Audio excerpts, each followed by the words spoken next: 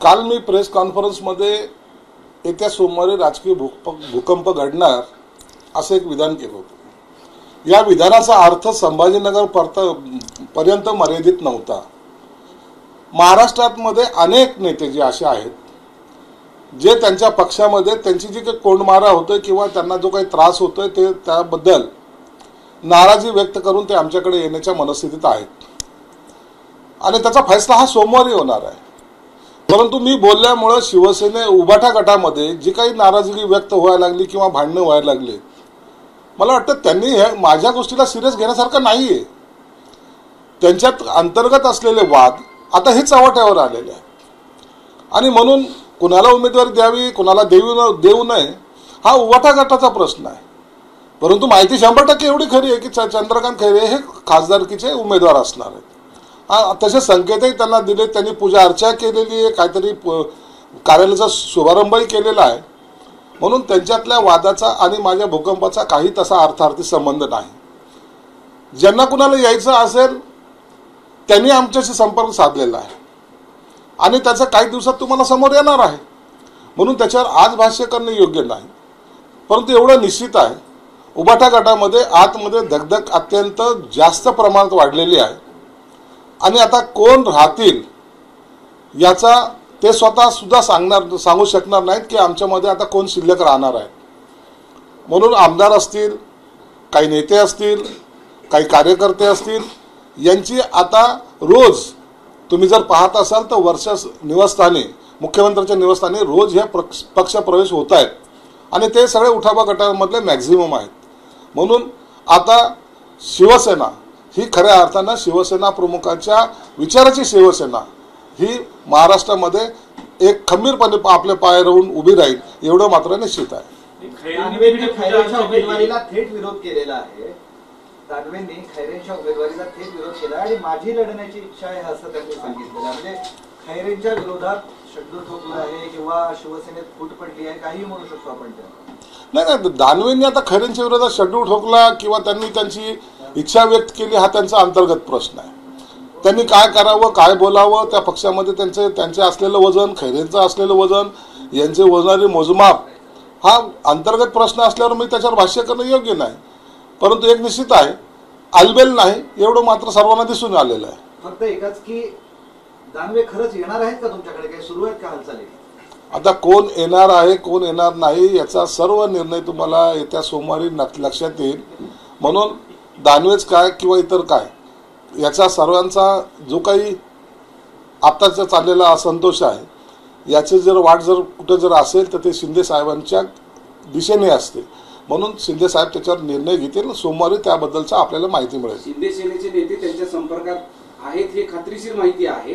तसं तुम्ही कोण कोण संपर्कात आहात, तुम्ही त्यांना काही आवाहन करताय, तुम्ही त्यांना निमंत्रण दिलेलं आहे, तुमची इच्छा आहे? शिवसेनेचे नेते त्यांच्या संपर्कात आहेत किंवा शिवसेनेचे नेते त्यांना येण्यासाठी पायघड्या टाकतात असातला कोणताही भाग नाहीये।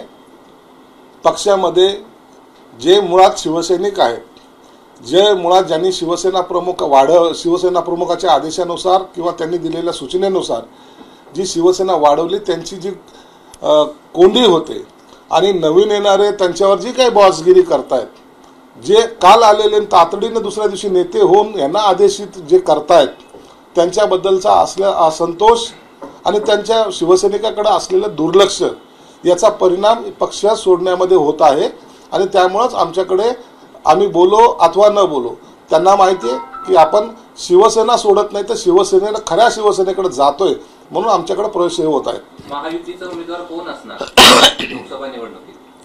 संभाजीनगरचा महायुतीचा उमेदवार हा भाजपचा नसणार आहे, हा शिवसेनेचा असणार आहे एवढं मात्र निश्चित आहे। कोण असणार आहे उमेदवार? कोण? आमच्याकडे 4 उमेदवार आता सध्याला तरी आहेत। त्या 4 पैकी कुणाचं नाव हे एकनाथ शिंदे साहेब आता सोमवारी जाहीर करतील।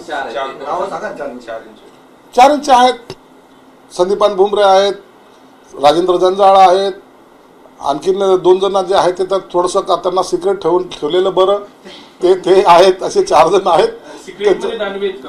नाही ते कोणी असेल परंतु त्यांना थोडंसं आता वेटिंगमध्ये राहू द्या, ते तुम्हाला सोमवारी कळेल। असं काही नाही सांगता येणार नाही। सोमवारी पक्ष प्रवेश करणारा उमेदवार हा संभाजीनगरचा उमेदवार असेल असं म्हणायचं? असं काही नाही. सोमवारी इतर अनेक प्रवेश होणार आहेत. त्याच्यात कोण कोण असेल सोमवारीच कळेल. उद्या मुंबईमध्ये राहुल गांधी यांची सभा आहे आणि आज आहे ना. आणि तिथं शिवसेनेचे नेते पण सहभागी होणार आहेत. आणि कालच्या सभेमध्ये मुंबईत उद्धव ठाकरेंची प्रचंड गर्दी होती. हे सगळं चित्र आहे, ठाण्यामध्ये होती. तर उद्या पण शक्ती प्रदर्शन केलं जाणार आहे. उद्या राहुल गांधीची शिवाजी पार्कला सभा होणार आहे. मॅनेजमेंट अत्यंत चांगल्या पद्धतीने त्यांनी राबवलेली आहे. संजय राऊतकडे रांगोळी काढण्याचं काम दिलेलं आहे. रांगोळी ते अत्यंत चांगल्या पद्धतीने टाकतायत. टाळ्या वाजवण्याचं आणि हसण्याचं काम त्यांच्याच गटातल्या एका महिला कार्यकर्त्यांनी दिलेलं आहे. हसायचं कसं किंवा काय करायचं त्याचं एक काम, त्यांचा एक वेगळा त्यांनी सेल काढलेला आहे.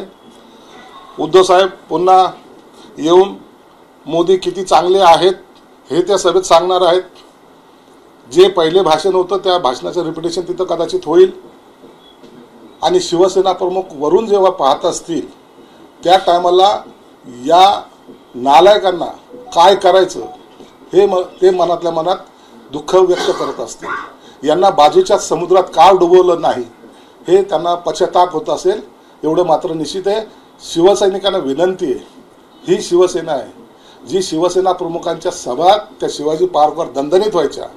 माझ्यासारखे शिवसैनिक त्या शिवाजी पार्कच्या मैदानामध्ये बसून शिवसेना प्रमुखाचे शब्द या कानामध्ये रुजवत होते, हृदयात साठवत होते आणि गावाकडे जाताना जय भवानी जय शिवाजी करायचे.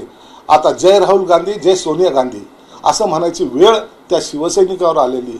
हे दुर्दैवी चित्र ज्यांच्यामुळे दिसतंय त्यांना माफ करू नका, हा शिवसैनिकाला माझं आव्हान आहे. भाजपने गेल्या वर्षभरापासून संभाजीनगर लोकसभेची तयारी केली होती. अमित शहा आले, त्यांनी सांगितलं की मोदींना आपल्याला इथून कमळ पाठवायचं आहे. असं असताना आता शिंदे सेनेचा उमेदवार जाहीर होतो असं तुम्ही म्हणताय, तर भाजप महायुती म्हणून लोकसभेला किती मदत करेल संभाजीनगरसाठी? नाही, मदत हे करावीच लागेल. ज्या ठिकाणी भाजपचा उमेदवार असेल त्या ठिकाणी शिवसेना मदत करेल. ज्या ठिकाणी शिवसेनेचा उमेदवार असेल तिथं भाजप मदत करेल. अखेरला टार्गेट आम्हाला मोदी साहेबांना पंतप्रधान बनवायचं आहे. देशामध्ये शिवसेना भाजपची सत्ता आणायची आहे आणि म्हणून एकमेकाला मदत करणं हे आमचं नैतिक कर्तव्यच आहे. आणि हे यामध्ये कोणीही कुचराई करणार नाही. आज इथं भाजपचा उमेदवार आहे म्हणून शिवसेना जाणार नाही असं कधी होणार नाही, किंवा शिवसेनेचा आहे म्हणून भाजप मदत करणार नाही असं कधी होणार नाही.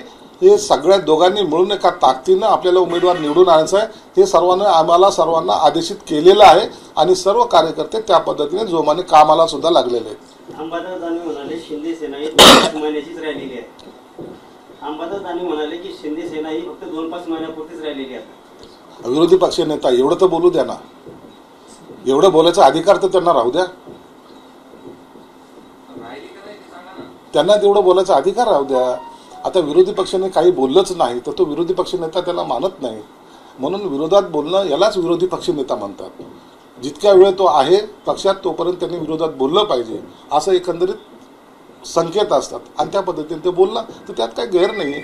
परंतु एवढं त्यांना माहिती आहे की आता उभाटा गटाचं काही खरं नाही हे त्यांना दिसून आलेलं आहे. रोजच्या त्यांच्या जाण्या येण्यामध्ये त्यांना ते सर्व लक्षात सुद्धा येतं. एखादा राजकीय पक्षाचा नेता पक्षामध्ये अंतर्गत चाललेल्या घडामोडी हा चांगल्या प्रकारे जाणून असतो आणि जेव्हा काहीच नाही घडत त्या टायमाला तो सुद्धा आपला मार्ग स्वीकारत असतो. राहुल गांधी यांच्या स्वागतासाठी मुंबईत राऊत बंधूच्या वतीनं पोस्टर लावण्यात आले आणि तिथं त्या पोस्टरवर संजय राऊत आहेत, त्यांचे बंधू आहेत, पण त्याच्यामध्ये उद्धव ठाकरे किंवा शिवसेनेचे हे आहेत. हेच पहा, हेच लोकांना दाखवा. शिवसेना प्रमुख आमचं दैवत म्हणणारा हा संजय राऊत, कडवट शिवसैनिक म्हणणारा हा संजय राऊत,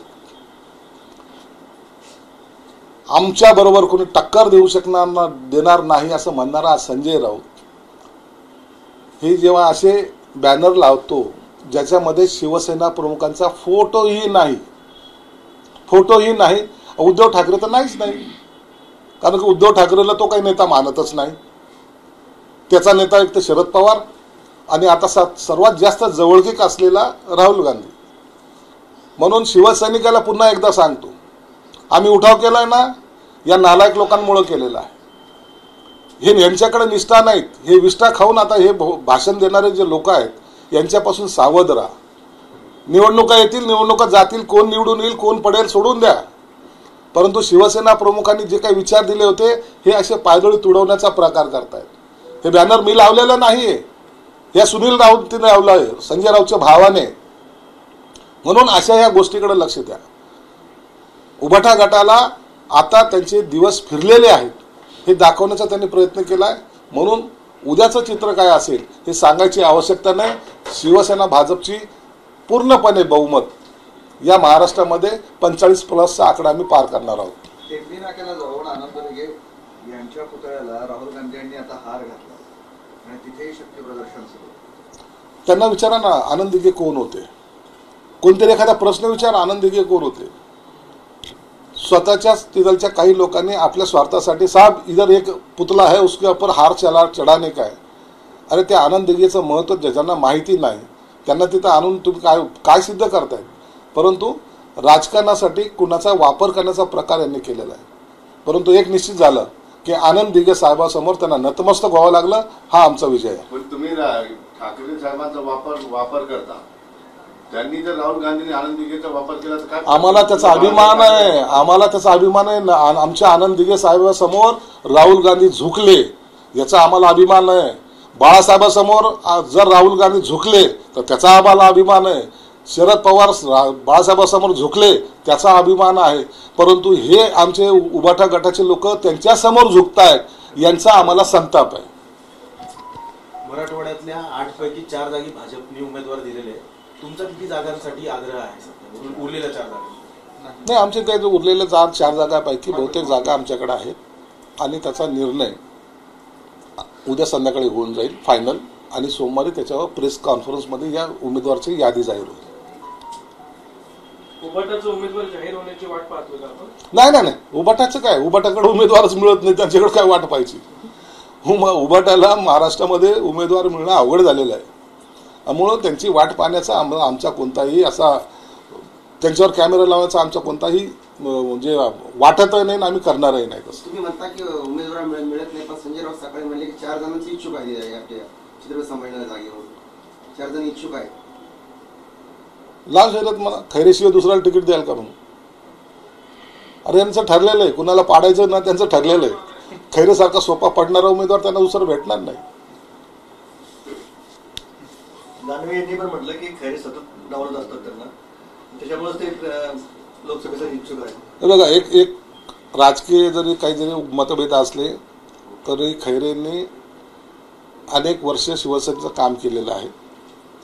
त्यांचं आता त्या मतदारसंघात काय वजन आहे मला माहीत नाही, परंतु निश्चितच ते सिनियर आहेत आणि शिवसेनेचे नेते आहेत. म्हणून कदाचित त्यांचा क्रम पहिला लागला असेल, किंवा त्यांना कुणाला दुसऱ्याला मोठं होऊ द्यायचं नसेल, त्यांना रिटायरमेंट नको असेल. असे दोन्ही प्रकार असल्यामुळं आता खैरेच इथलचे उमेदवार राहतील एवढं मात्र निश्चित आहे.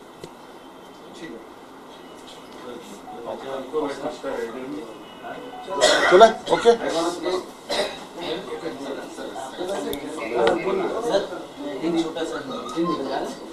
हिंदी में है इसका तरह हिंदी.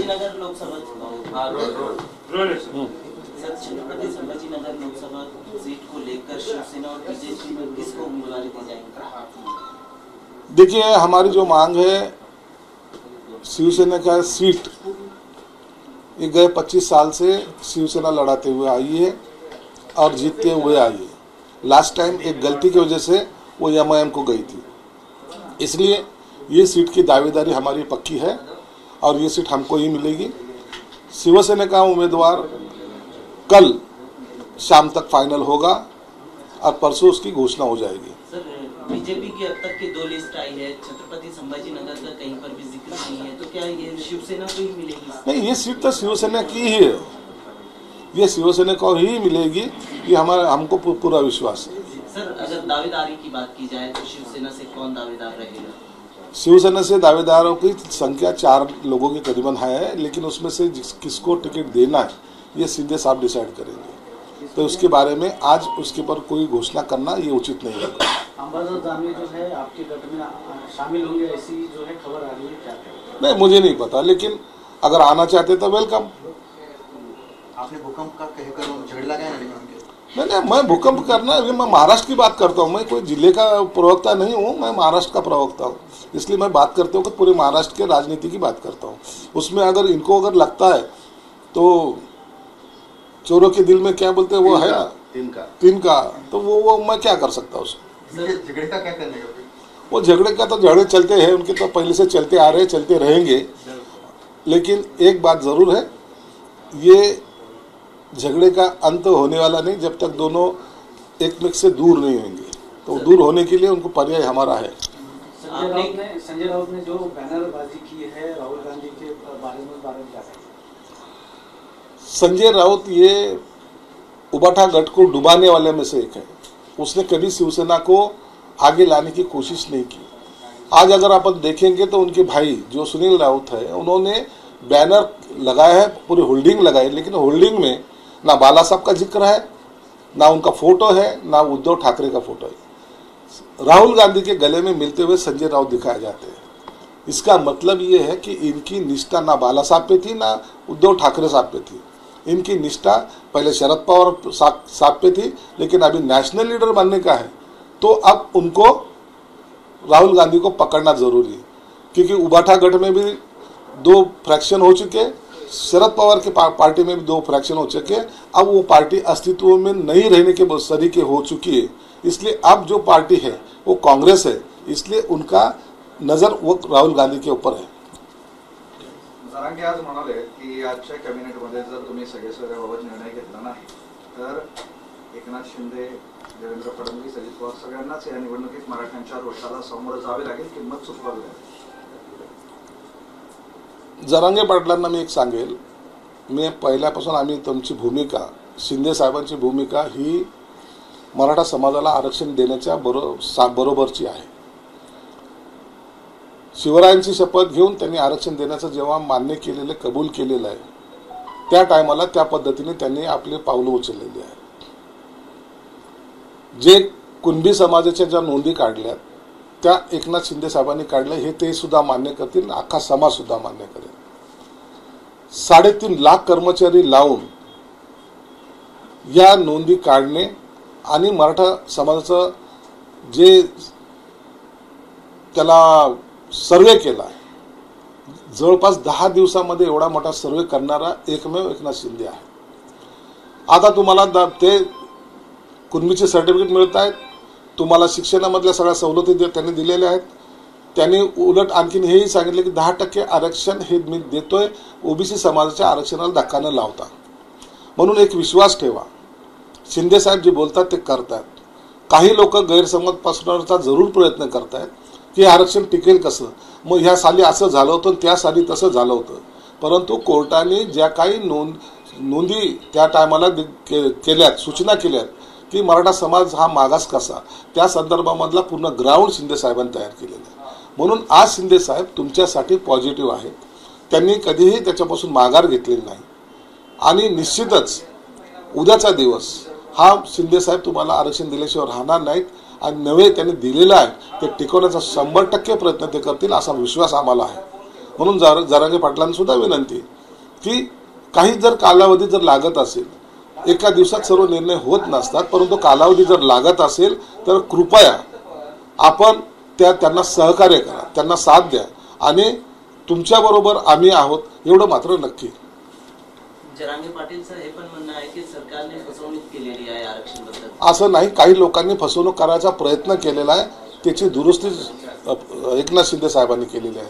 कुठेही त्यांनी तुम्हाला आरक्षणापासून वंचित ठेवलेलं नाही आणि त्याचा निर्णय तातडीनं जे काही ऑब्जेक्शन्स आले त्या ऑब्जेक्शनची छाननी आहे, सर्व आहेत, हे लवकरच होऊन मला वाटतं मराठा समाजाला त्यांना पाहिजे असलेलं आरक्षण ते मिळेल। एबीपी माझा, उघडा डोळे बघा नीट।